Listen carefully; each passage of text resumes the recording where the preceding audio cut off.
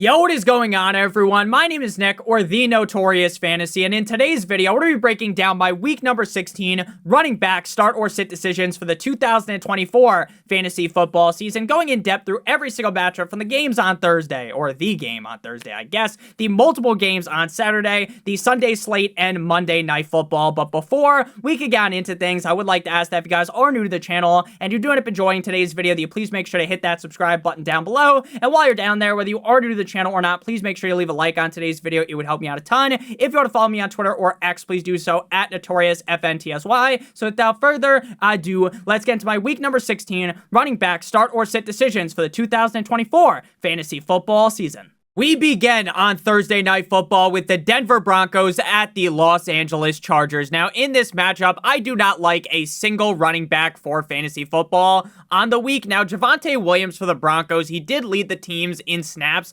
last week up against the Colts with 54% of snaps compared to Jalil's 24% and Audric Estime's 21%, which land to a grand total of, drumroll please, 4.3 PPR points. He had 6 carries for 15 yards and 2 receptions on 3 targets for 8 yards. Even with Bo Nix playing on point like his name was Steph Curry, it really doesn't elevate any of the running backs on this team. Javonte is far from a shoo-in to score even just 10 fantasy points, 3 games straight with less than 8 points, and with the Chargers defense being rock solid, shout out to Geodude up against the run, I just don't feel a need to play any of these Broncos running backs. Now, Jalil ended up outscoring Javonte last week. He was the running back 38. He had 10 total touches, but with this being a brutal running back split, and with this matchup being tough, there is no need to play any of these Broncos running backs for the Chargers. Gus Edwards is as efficient as wearing a winter jacket in Vegas in the summer, right? There is no need for that. Any given game, sure, he could score a touchdown, and that's where the upside lies for the Gus bus. But even with the touchdown upside, he has scored just 1 over the last 3 games, and with Kamani Vidal clearly outsnapping him 67 to 27%, no one should be trusting Edwards up against a middle-of-the-road Broncos run defense. And even with the boatload of snaps that Vidal was playing, he only saw 6 total touches, as Dikembe Mutombo would say, no. Next up, we move to the Saturday slate of games with 2 games on Saturday. The Houston Texans at the Kansas City Chiefs. Now, Mixon did end up getting hip drop tackled by the Dolphins defense, but was lucky and was able to actually return later on in the game. For fantasy players, this game sucked fat dong, as the Dolphins defense typically gets plowed by the run, and that really wasn't the case because Mixon was banged up. He couldn't really get much going as the running back number 26. Head coach DeMeco Ryans stated that Mixon came out fine after the game on Sunday, so I will make the assumption, now we all know I say this all the time, and you've probably heard this a million times from other people, hey, an assumption can make an ass out of you and me, so this is definitely something to monitor, but I do believe that he will be good to go. And the fact that this is an elite Chiefs run defense does scare me enough to not rank him inside the top 12, but I do definitely believe at the very least he belongs as a high-end running back too. For Dare Ogunbowale, even with Mixon banged up, Dare saw just 1 rush in that game, which was a fake punt that ultimately bent my Dolphins defense and my Dolphins team as a whole, the special teams, everyone got bent over a goddamn table because our special teams coordinator, Danny Crossman, probably still wears Velcro sneakers, because I don't even believe the guy has enough intelligence to tie his own fucking shoes. Even if Mixon is as compromised as he could potentially be, I don't think there's any reason to play Ogunbowale or Dameon Pierce as long as Mixon does end up getting to play. Now, there are going to be people that are jumping for joy, yippee, to start Pacheco, because as I'm recording this video, he is currently a consensus top 24 running back on the week. But I would rather go swimming in the Coliseum scene during Gladiator 2 over doing that. Pacheco is not entertaining me one bit. Since returning, he hasn't cleared 10 PPR points in a single game, and he hasn't cleared over 50% of the snaps pass a single time. Now, I love Pacheco as much as the next guy, and I love talking up Pacheco because I do believe he has the skills to pay the bills. I believe he has the ability to be a great running back at the NFL level, but I'm not playing him this week up against a solid Texans run defense. Now, even with Pacheco on the struggle bus, Kareem has not benefited much from that, with his carries bouncing up and down more than Mia Malkova on some schlong. I definitely would stay away from Kareem Hunt. Next up, we got Pittsburgh Steelers. That makes sense. Next up, we got the Pittsburgh Steelers at the Baltimore Ravens. Saturday, game numero dos. Now, Najee busted last week in a large fashion, like he hasn't cranked one off in over a month. He was the running back 56 in Philadelphia with 6 carries for 14 yards and 1 reception for 7 yards.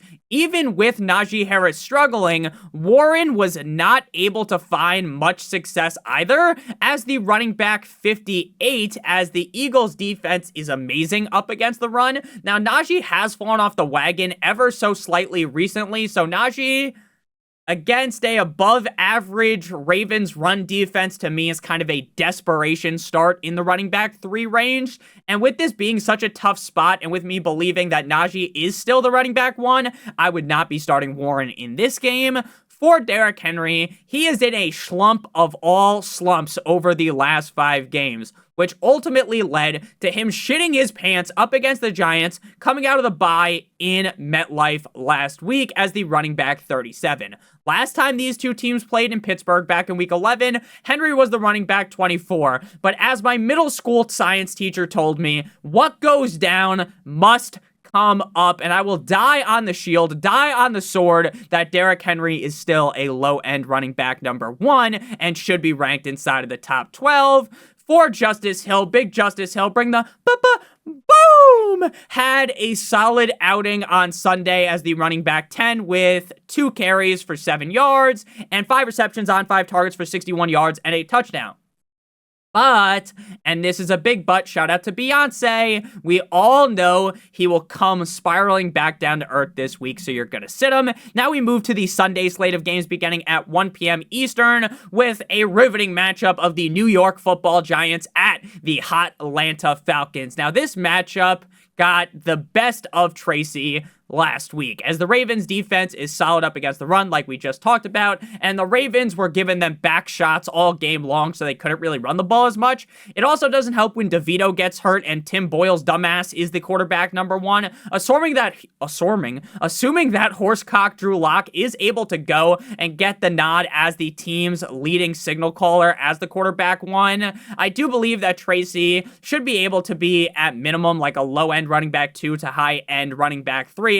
I love Tyron Tracy. I think the guy is incredibly skilled, but frankly, I just don't have the cojones to rank him higher because the team is just a disaster. Now, Devin Singletary did outscore Tracy last week as he got a touchdown up against the Ravens as the running back 20, but as we always say, a blind squirrel finds a nut every once in a while, and Singletary will go back to scoring 5 fantasy points this week, so you definitely gotta sit him. For the Falcons, Bijan is immortal, like the Tuck family in that book that I had to read in 7th grade. If you guys were in New Jersey, I assume that is where I grew up.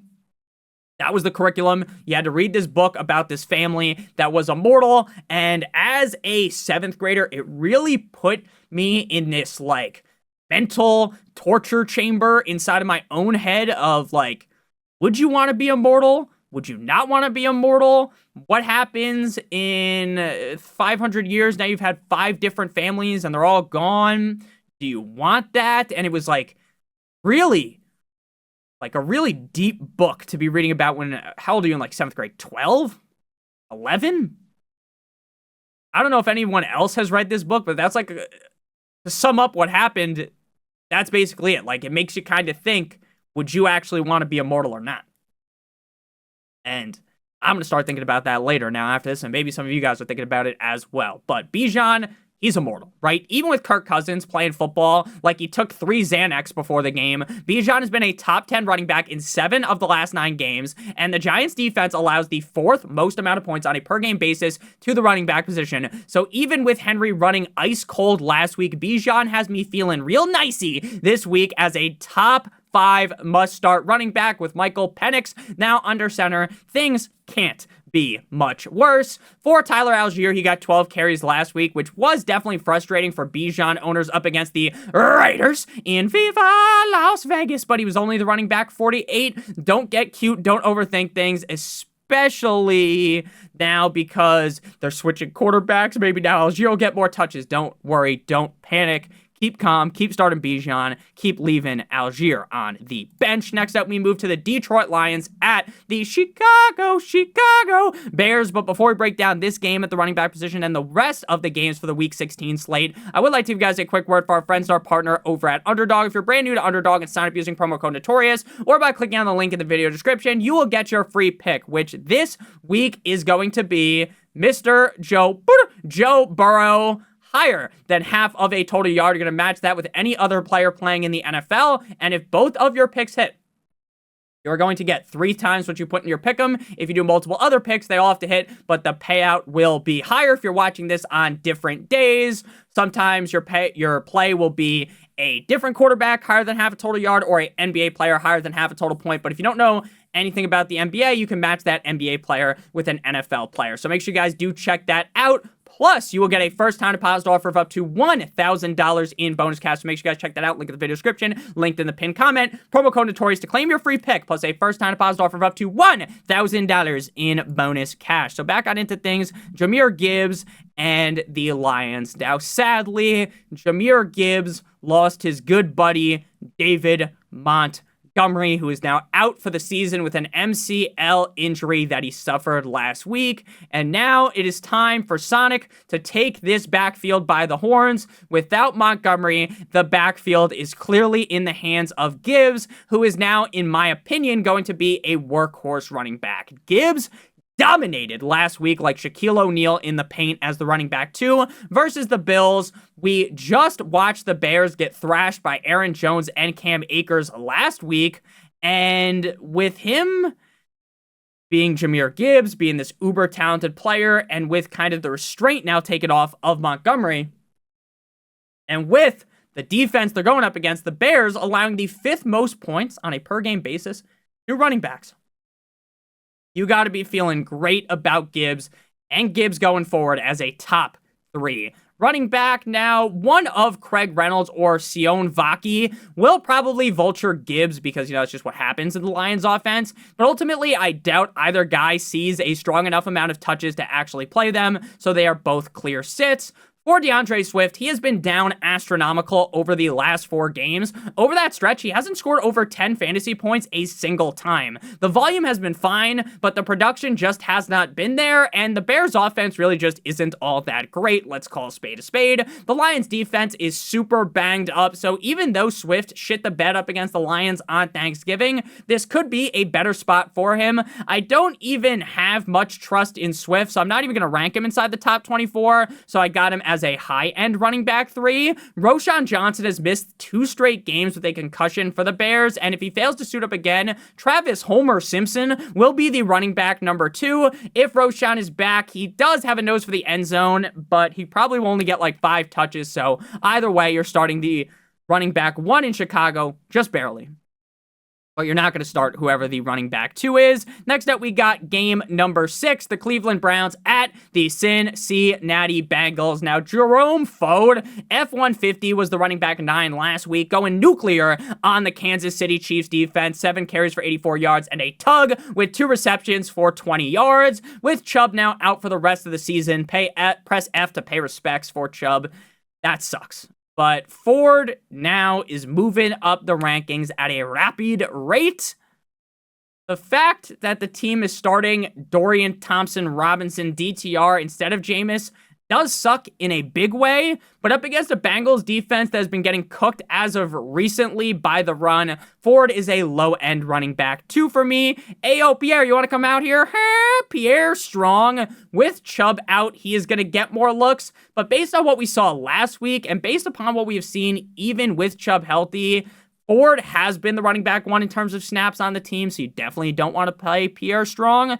For the Browns, Chase Brown has been more on fire than Sansa Stark's crotch over the last 6 games. All 6 of those games, he has been a top 10 running back and has back-to-back games inside of the top 5. Last week in Tennessee, he was the only 10 I see because he was the running back 5 with 25 carries for 97 yards and a touchdown with 3 receptions on 3 targets for 16 yards and another touchdown. 2 total tugs over 110 all-purpose yards. While this isn't a great matchup, this isn't a wet dream grade matchup in my opinion. With Chase Brown's playing so well, he is a no-brainer top 8 running back on the week.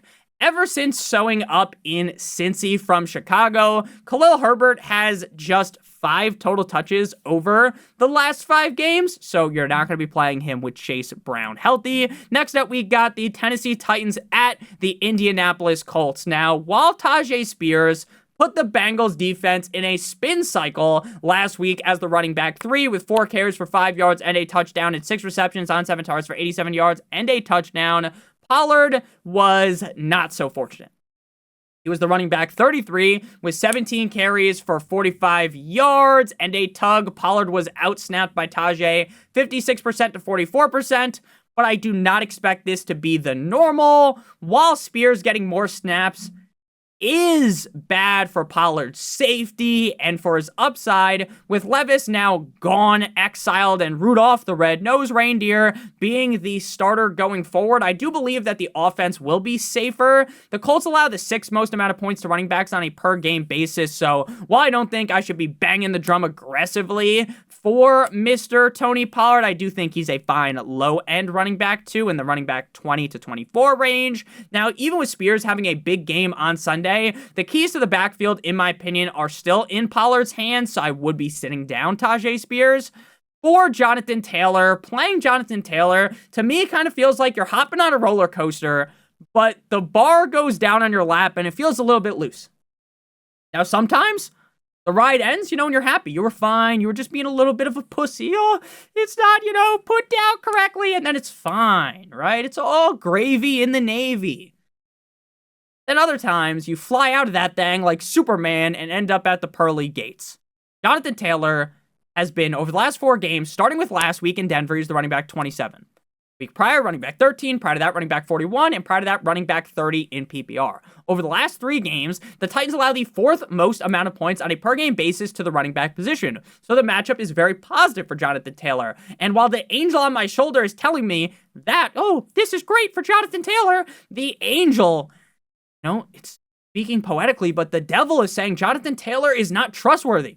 And both of those points are incredibly valid. Jonathan Taylor ends up, to me, being like a mid-range running back 2 that, honestly, if you wanted to rank as a low-end running back 2, I probably would not judge you at all. Even with Jonathan Taylor being so up and down, Sermon would be lucky to get like 3 touches, so you're not going to be starting him. Next up, we got the LA Rams at the New York Jumbo Jets. Now, Kyren Williams, to me, feels like a very safe bet, a nice condom wrap around your team to be a top 18 running back on a weekly basis. The Rams offense is too up and down as of recently for me to sit here and give them the gawk 9,000 special, but with the Jets offense playing better as of recently, that could lead to this game being a very high scoring outing. Now, again, I say could. I don't think this is guaranteed to be some crazy shootout, Wild West, old school, Dutch Vanderland level shootout here, but I like in Blackwater, but I do believe that it could be a high-scoring game, right? And that could really lead to Kyren hitting the Jets defense with some sweet chin music. So to me, he feels like a fine low-end running back 1 on the week in that running back 10 to 12 range. Now, Blake Corum has seen an uptick in work as of recently, but he is still only playing 20% or less of the snaps on a per-game basis. So even though he actually does look good, Sean McVay loves Kyren, so he won't really get a true crack at things to actually be valuable, so I would be sitting down Balake in this game. Now, Breece Hall returned from injury as the running back 21 in Duval. 9 carries for 30 yards and a touchdown with 2 receptions for 21 yards. Hall only played 48% of the snaps, which is something I talked about prior to last week that, hey, even if Breece Hall does play, I think you want to kind of pump the brakes a little bit as they could look to ease him in, and that is exactly what they did. Now, with him potentially not seeing his normal workhorse workload again, I would be hesitant to truly rank him as a top 12 running back. So for me, he is in that mid-range to low-end running back 2 range for me on the week. Now, Isaiah Davis was the clear running back 2 behind Breece Hall last week. 48% of the snaps for Breece, 41% for Davis, and 17% for Braylon Allen, with my assumption that Breece gets more ranked up this week in terms of his snaps, his touches.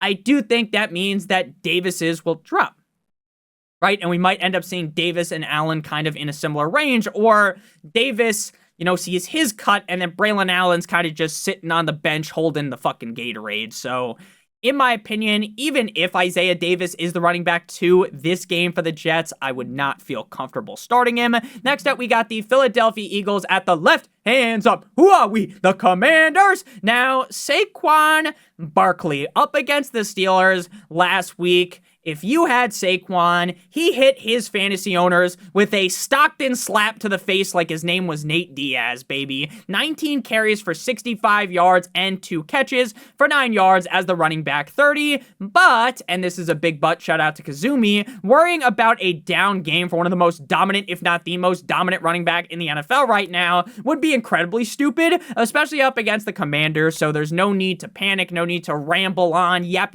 about this situation. Fire up Saquon as a high-end running back 1. Now, Kenneth Gainwell, Kenny G, the sacks man, hasn't scored more than 10 points a single time this season, and he should be able to get like 5 to 8 points this week, which is obviously not startable, especially when the team has a guy named Saquon Barkley. For the Commanders, B-Rob has been a reliable running back 2 for a majority of the season. His upside is relatively high in most games, in my opinion, because while the Commanders' offense isn't necessarily this wagon, Brian Robinson Jr. is a very talented running back, in my opinion, and deserves a lot of credit. But I am hesitant to, feel that way up against the Eagles' defense that has been A1 up against the run steak sauce style recently. So he should see enough touches to be fine, but the upside definitely does feel capped here, in my opinion, due to the matchup. Now, this could be the game where Austin Eckler could come back, but even though I am as much of a doctor as Johnny Sins, with him having 2 concussions on the season and talking about how he has suffered memory loss, it would be not the best assumption to assume that he ends up actually returning this week or even at all this season. Maybe he comes back if they make the playoffs, right? Even without Eckler, McNichols is playing around 25% of the snaps on a per-game basis, so I would be sitting him up against a great run defense. Next up, we got the Arizona Cardinals at the Carolina Panthers. Now, James Conner is on a heater. The guy is on fire, NBA Jam style. Back-to-back games as a top 7 back, and he was the running back 1 last week up against the Patriots. 16 carries for 110 yards and 2 touchdowns with 5 receptions on 5 targets for 28 yards. Now facing a defense that allows the highest amount of points on a per-game basis to the running back position. I am incredibly high on James Conner this week with a very solid floor of around 4+ targets a game, and with him more than likely seeing 15+ carries, Conner to me belongs inside the top 8 at the running back position as a must-start running back. For Trey Benson, with Emari Demercado on the IR, Benson on paper is the running back 2. But DJ Dallas did end up out-snapping him last week, the Seahawks legend himself, by 1 snap. Benson hasn't been a top 50 running back since week 10, and with Conner as the workhorse back, there is no argument to be playing him. For the Panthers, based off of Chuba Hubbard beating the brakes off of the Eagles in week 14, like how Taporia beat up my Pookie Volk, I was very disappointed with that a couple of months ago. And honestly, that was way longer than a couple of months ago at this point. The year goes by so fast, especially like when you talk about things that aren't like football. I mean, the football season goes by fast, right? But it feels like just a couple of weeks ago, Taporia fought Volk, but in reality, that was like months ago. In the UFC, especially, you're like, oh, that was just a couple of months ago. And in reality, it was like 6 months ago or something. Like, Jiri fought up against Alex the second time when I was at my bachelor party in Vegas in June. But that feels like that was just a couple of weeks ago, right? It's kind of crazy in my opinion. I guess the NFL is the same way though, honestly. It's like just a couple of weeks ago, it felt like it was week 3. It was September. Nice and hot out. You're having fun, right? You can go have a drink outside. Now, as someone that lives in New Jersey, you go outside, your fucking balls shrivel up. It's freezing. So the season does go by very quickly. So I appreciate all you guys' support this season. I genuinely love you. But Nick, you're talking too much about something that's not football. No one gives a shit. So running back 8 in Philadelphia back in week 14 for Chuba. So it was full steam ahead, right? All aboard the fucking choo-choo train up against the Cowboys. But it was a big letdown. He was the running back 32 with 10 carries for 32 yards and 4 receptions for 17 yards. One down game doesn't take away the greatness that is Chuba Hubbard this season, especially now that Jonathan Brooks isn't in the cards, up against the cards. But I believe in the Chuba Hubbard bounce back against a Cardinals defense that is not good up against the run. So Chuba is a low-end running back numero uno for me on the week. Mike Boone is the running back 2 now on the squad and played just 5% of the snaps last week with Chuba Hubbard playing 95% of the snaps. I am not starting a running back that might not even play 5 total snaps, so you'll leave him on waivers. Next up, we got the cold like Minnesota Vikings at the Seattle Seahawks. Now, Aaron Jones and Cam Akers Eiffel Towered the Bears on Sunday Night Football like a weird furry video. Aaron Jones was the running back 8 with 18 carries for 86 yards and a touchdown and 2 receptions for 20 yards back-to-back weeks as a top 14 back. Facing Seattle in a good enough matchup, I would feel good about Jones as a high-end to mid-range running back too. Cam Akers also scored a touchdown last week but only finished as the running back 35. He should see about 5 to 6 targets this week, touches this week, maybe a target or 2. And even though he did score last week, that was just his 2nd touchdown in 8 games for Akers with the Vikings, so I would not be getting cute and playing him. For the Seahawks, Walker's practice report today on Wednesday, which doesn't exist as I'm recording this video, will be key to know his potential availability on Sunday. According to head coach Mike McDonald, the team feels optimistic that he does return, but that's obviously something you want to monitor. If Kenneth Walker plays, he should be able to finish as a mid-range running back too, but there is a lot of question marks with the quarterback situation in my opinion, and we've kind of just came accustomed to Kenneth Walker being that mid-range running back too. If Walker misses, we will see Charbonnet play, who honestly looks like a better version of the 2 backs, but I'm also kind of hesitant to really give him the Gawk 9000 special here because of the quarterback situation, so he's still in the running back 2 range as well. Next up, we move to game number 12, the New England Patriots at the no one circles the wagons like the Buffalo Bills. Now, for the Patriots, I say this every single week, so if you have heard me, then I apologize, just skip a little bit into the video, but Ramondre really feels hit or miss, boom or bust. He feels like the most boom or bust running back in fantasy.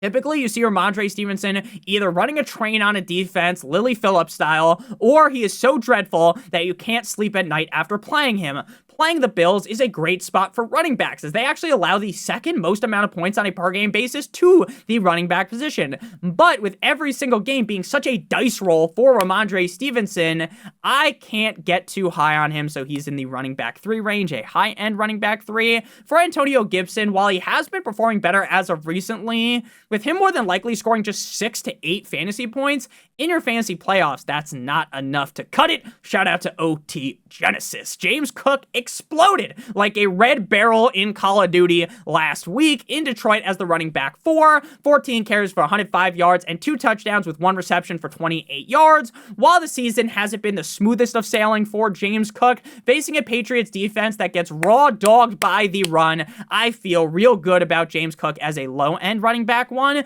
Now, Ty Johnson outsnapped Ray Davis in back-to-back games now. The leader in snaps out of the 2 should play around 30-ish% of the snaps, with neither guy really having a true leap over the other. While the upside for a touchdown is there for both guys, some people may try to get cute and play Ty Johnson after back-to-back top 20 showings, but with this game being less pass-heavy, in my opinion, because I think there would be up on the Patriots, they're not going to have to throw the ball as much. And when you don't throw the ball as much, Ty Johnson doesn't get as many touches. And you want to know who will? Probably more Ray Davis. So with this being a less high-scoring matchup, in my opinion, in terms of the nature of the matchup, I would stay away from both Johnson and Ray Davis. Next up, we got lucky game number 13, the Jacksonville Jaguars at the Las Vegas Raiders.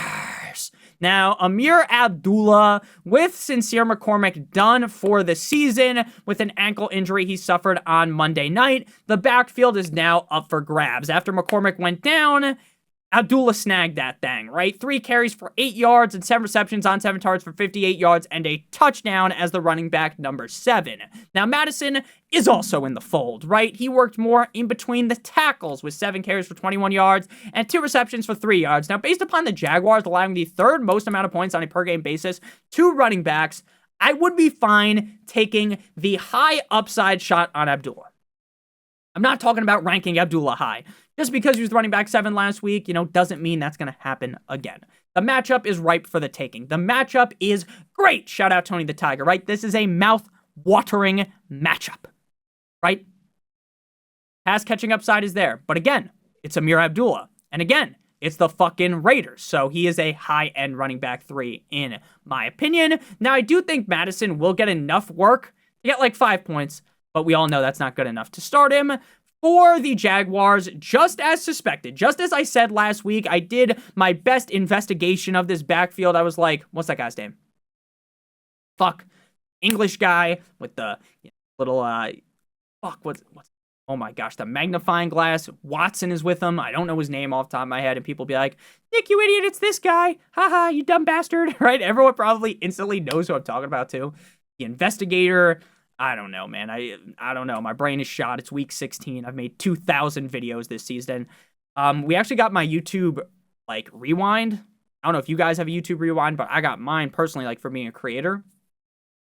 And the numbers were outstanding. So, again, while we are kind of just riffing here, we're 30 minutes in the video. Not everyone's even watching in week 16.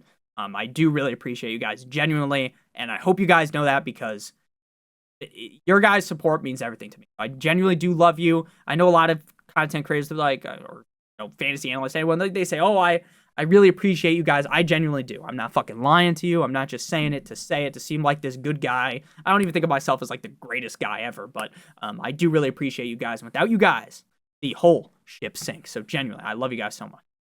Really do appreciate it. So last week, we came into the week and I was sleuthing around. I was like, you know what? A lot of people are going to be all giddy. Ooh, I love Tank Bigsby. Look how good he played in week 14, right? And then, it's time to play Bigsby. But I said, hey, it's going to be tough, right? ETN, Bigsby, you might feel like some type of way. You might feel like, hey, it should be Bigsby's backfield. But Doug Peterson probably, what I thought, would have a different plan. That was correct. That was a smart assumption. In week 14, Bigsby had 19 total touches to ETN's 8. Double. More than double, right? 8 times 8 is 16. More than double. Well, 8 times 8. 8 times 8 is 64, you dumb fuck. 8 times 2 is 16. Followed by last week. They go up against the Jets. Bigsby has 11 total touches. And then ETN is 18. The flip switch. The switch flipped, right? This shit makes no sense.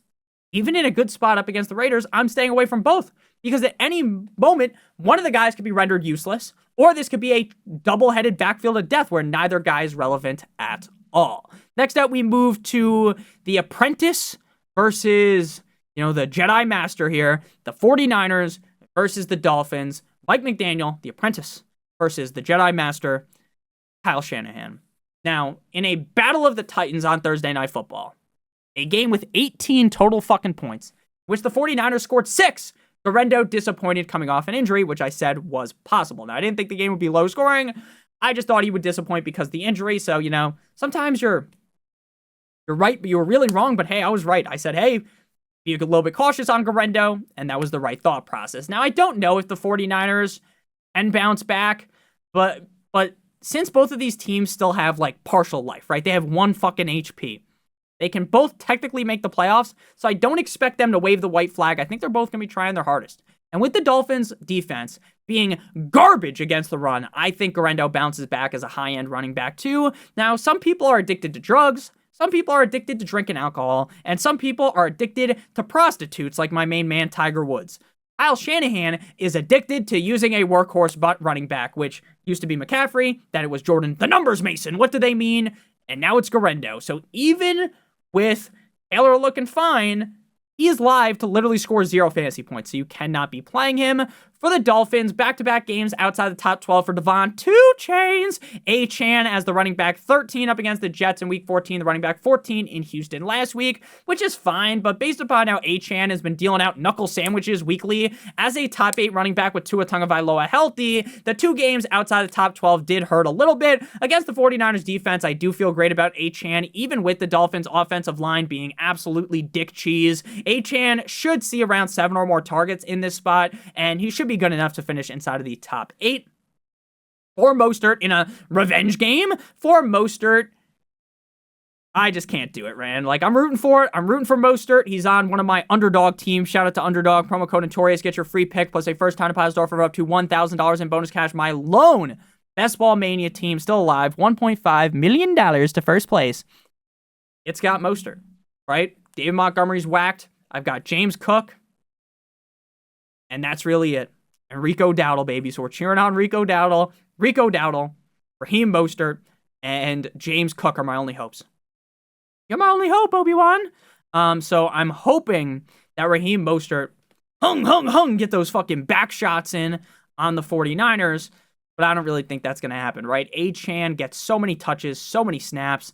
I can't make any argument to actually start him.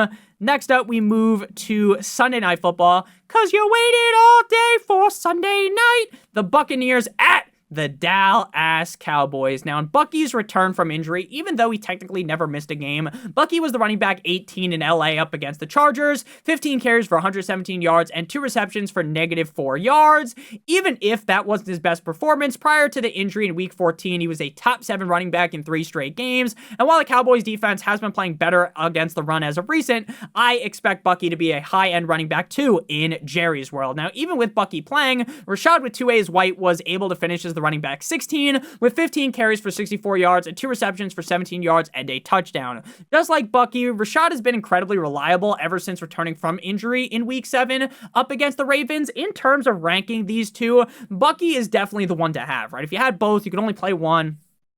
I'd be playing Bucky. But with how reliable White has been, he is definitely a mid-range running back too, in my opinion. For the Cowboys, Rico has been hotter than Vesper in Casino Royale over the last 3 weeks. 3 straight with 110 rushing yards and 3 straight with over 110 rushing yards. He didn't just have 110 rushing yards every game, over 110 rushing yards, and 3 straight inside the top 16 with 1 game inside of the top 6. With this being a middle-of-the-road matchup, I can't get too excited for Rico as a top 12 back, but he does belong in the high-end running back 2 range, in my opinion, so I would be firing him up. Even with 10 touches last week, Ezekiel Elliott was as useful as putting tequila on a wound. Now, I learned on TikTok the other day that, you know, how some people, like, you know, you hurt your arm, you're like, oh, just pour some vodka on that thing. Apparently, now, I'm not a doctor. We've already declared that, right? But apparently, according to TikTok, now again, TikTok isn't the greatest place to find your news, Nick, I know. But according to TikTok, if you put tequila on a wound, which some girl did, it makes things way worse, causes infections. So based on that report, don't do that. You know, if you hurt yourself at the bar, you trip, you fall, your knee's a little bit scraped, don't put tequila on that thing, okay? 10 touches for 41 yards and averaging 3.3 yards per carry. Man hasn't scored more than 10 points since week 8. Do not play Zeke in the year 2024. Final game, Monday Night Football, dun dun dun dun, Saints at Packers. Now, Alvin Kamara is 9,000 years old. And with the season being dead, I would think the team may shut down Alvin Kamara. Now, Kamara is dealing with a groin abductor type of situation. Kamara himself says the injury is minor. So, this is something to just follow. If Kamara plays, he's a high-end running back too up against a Packers defense that has been far from ideal up against the run as of recently. If Kamara misses, Kendre Miller is in the RB3 dart throw range. The talent is there, but the quarterback situation isn't good, so I can't truly be excited to play Kendre Miller. If Kamara misses, you will end up seeing a couple of Jamal Williams touches. Maybe. Next up, we got the Packers. Now, Josh Jacobs has been truly fantastic, like the rack of Sidney Sweeney over the last couple of games, especially ever since returning from bye. 5 straight games inside the top 8, with 4 games inside the top 6. Over the stretch of games, he has scored a touchdown or more in all of those games, and 9 total touchdowns over that stretch as well. The Saints could have the most elite run defense ever created, and I would still give the Suka Lamink special to Josh Jacobs. But this is not the case, as the Saints actually allow the 9th highest amount of points on a per-game basis to running backs. So Jacobs is a no-brainer top 5 back on the week. Emmanuel Wilson and Chris Brooks split the running back 2 reps for the Packers. Neither are very reliable or very likely to get more than 5 touches, so I would sit them both down. So thank you guys all so much for watching today's video. If you did end up enjoying, make sure you guys hit that subscribe button with an uppercut Mike Tyson's Punch-Out style. Leave a like on today's video as well. It helped me out a ton. I love you guys so much. Make sure you guys do hit that subscribe button. Make sure you guys check out Underdog, promo code Notorious to get your free pick, plus a first-time deposit offer of up to $1,000 in bonus cash. I love you guys more than you will ever know. I hope you have a great one. Shout out Wayne Gretzky. And as always, goodbye.